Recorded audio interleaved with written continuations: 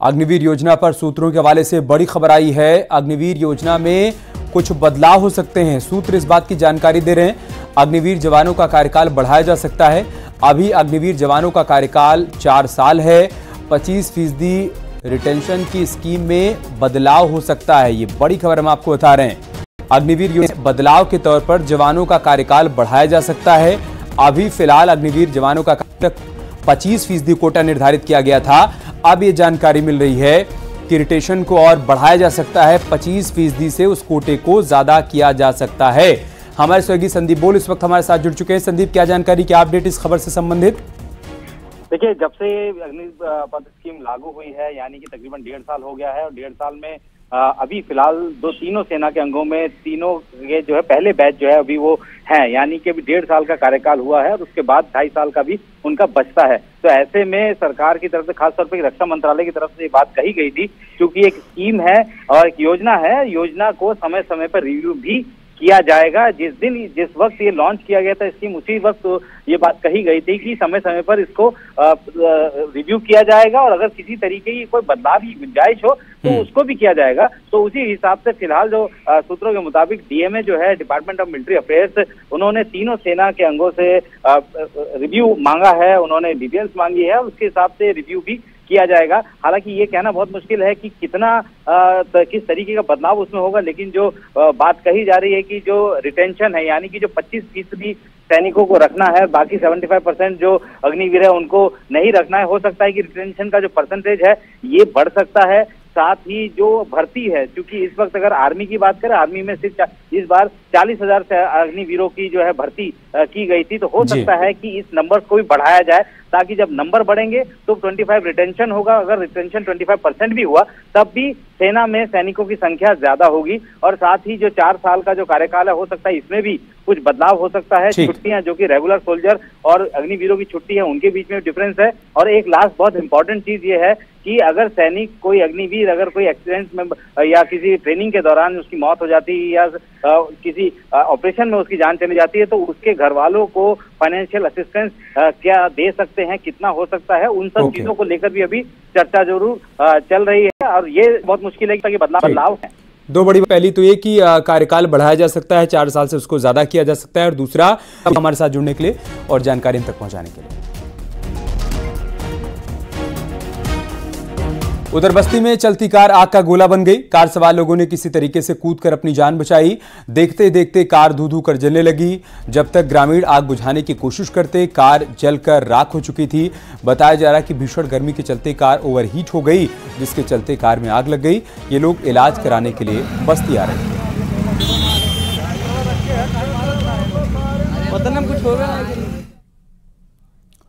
राजनाथ सिंह ने आज पदभार संभाल लिया। राजनाथ सिंह ने दिल्ली में रक्षा मंत्रालय पहुंचकर चार्ज लिया। बता दें कि राजनाथ सिंह ने दूसरी बार रक्षा मंत्री का पदभार संभाला है। तस्वीरें हम आपको दिखा रहे हैं। मोदी सरकार 2.0 में भी राजनाथ सिंह रक्षा मंत्री थे और मोदी सरकार 3.0 में भी एक बार फिर से उन्होंने रक्षा मंत्री के तौर पर आज पदभार संभाल लिया है। मोदी सरकार के पहले कार्यकाल में वो गृह मंत्री थे, लेकिन दूसरी बार रक्षा मंत्री बने और जबकि सरकार का गठन तीसरी बार हुआ है, एक बार फिर से रक्षा मंत्री के तौर पर राजनाथ सिंह ने पदभार ग्रहण किया।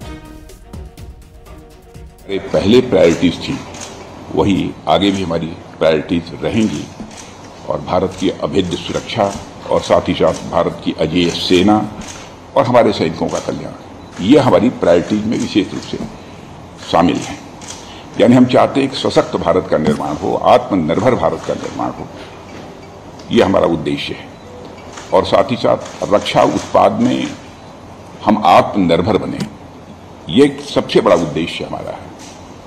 और इस दिशा में एक मंजिल हम लोगों ने तय की है और आप सब लोगों को मालूम है कि 21,000 करोड़ से अधिक का हम लोगों ने एक्सपोर्ट किया है, जो कि एक हिस्टोरिकल ये अचीवमेंट है। और मेरा तो टारगेट ये है कि इसको हम कम से कम 5 साल समाप्त होते होते 50,000 करोड़ से ऊपर ले जाएं, ये हमारा उद्देश्य है। हमारी सेना का मनोबल पहले भी ऊंचा रहा है और आगे भी ऊंचा बना रहे, हमारी तरफ से पूरा प्रयत्न ही होगा, क्योंकि जिस शौर्य और पराक्रम का समय आने पर हमारी सेना ने परिचय दिया है और हमारी तीनों सर्विसेज, चाहे वो इंडियन आर्मी हो, चाहे वो इंडियन नेवी हो, चाहे इंडियन एयरफोर्स, उसकी जितनी भी सराहना की जाए वह कम है। और मैं कहना चाहता हूं अपने तीनों सर्विसेज की सेना पर मुझे गर्व है। इधर जम्मू कश्मीर के हालात की पीएम मोदी ने समीक्षा की है। पीएम ने अमित शाह और जम्मू कश्मीर के राज्यपाल से चर्चा की है। पीएम ने एनएसए समेत कई अधिकारियों के साथ समीक्षा की है। आतंकवाद विरोधी कार्रवाई की पीएम ने जानकारी ली है। बड़ी खबर हम आपको बता रहे हैं, जम्मू कश्मीर में जो हालात बने हुए हैं उसकी समीक्षा की है प्रधानमंत्री मोदी ने। वहां पर आतंकियों के खिलाफ अभी तक जो एक्शन लिया गया है उसकी भी जानकारी पीएम मोदी ने ली है। खास बात यह है कि इस समीक्षा बैठक में पीएम मोदी के साथ साथ गृह मंत्री अमित शाह, जम्मू कश्मीर के एलजी मनोज सिन्हा और इसके अलावा एनएसए से भी तमाम जानकारियां प्रधानमंत्री मोदी ने ली हैं।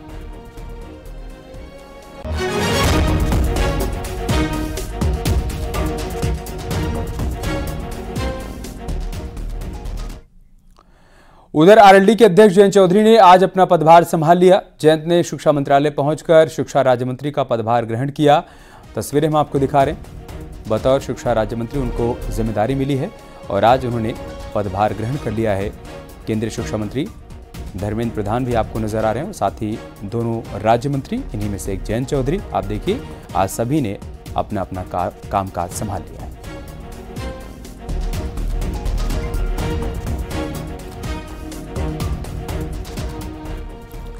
सांसद बनने के बाद पहली बार अक्षय यादव फिरोजाबाद पहुंचे, जहां पर उनका जगह जगह फूल मालाओं से स्वागत हुआ।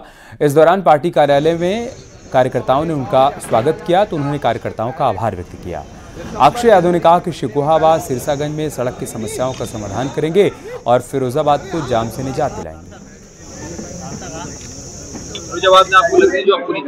देखिए, जो हम लोगों ने वादे करे थे वो सारे वादे हम लोग पूरे करेंगे। क्षेत्र में पहुंचेंगे जहां सड़क नहीं है वहां सड़क हो। पानी की समस्याएं हैं जो टूंडला विधानसभा में और जसलाना में, उनको पूरा करना। जो इधर सुकाबाद और टूंडला का क्षेत्र जिनमें सड़क बननी है, कनेक्टिविटी जोड़नी है, उनका काम, फिरोजाबाद को जाम से निजात दिलाने का काम, ये सारे काम है जिनको वादा करे थे जो हम लोग चालू कर देंगे जल्दी से। और आज पहली बार आए हैं, सर्टिफिकेट लेके जब यहाँ से गए थे उसके बाद सभी लोगों को धन्यवाद देने आए हैं, सभी को कार्यकर्ताओं को धन्यवाद दे रहे हैं।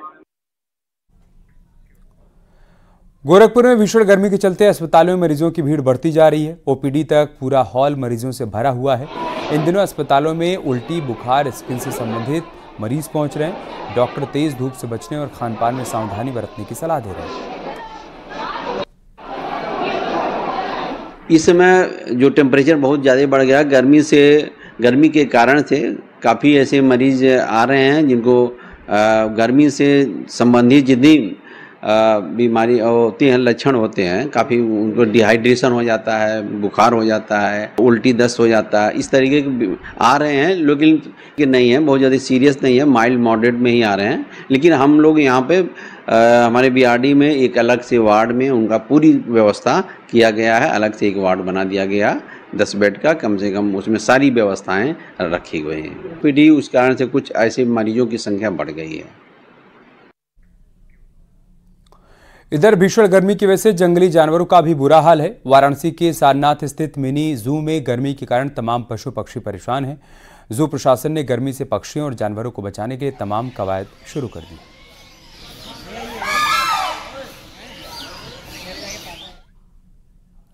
यहाँ रुक रहे छोटे से ब्रेक के लिए, जल्द लौटेंगे कुछ और खबरों के साथ।